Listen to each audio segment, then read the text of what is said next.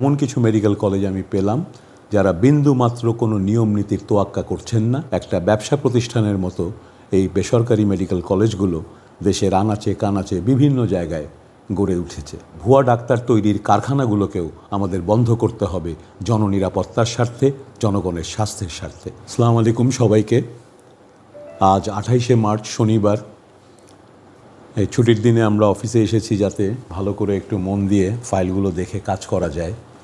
আজকে এখানে যে ফাইলগুলো দেখছেন এগুলো সবই বিভিন্ন বেসরকারি মেডিকেল কলেজের ফাইল।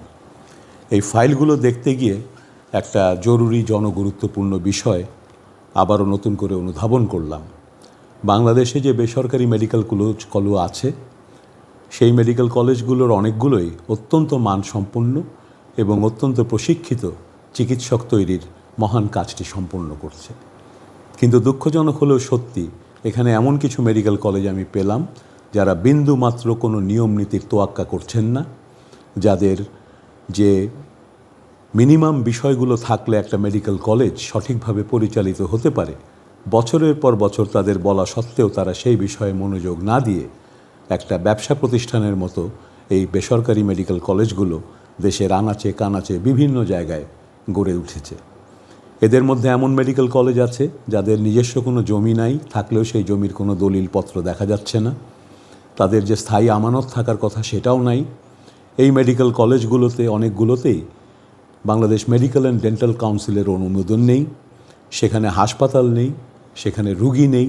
তাহলে যারা ওখানে ভর্তি হচ্ছেন তারা কিভাবে একজন চিকিৎসক হিসেবে সঠিকভাবে গড়ে উঠবেন?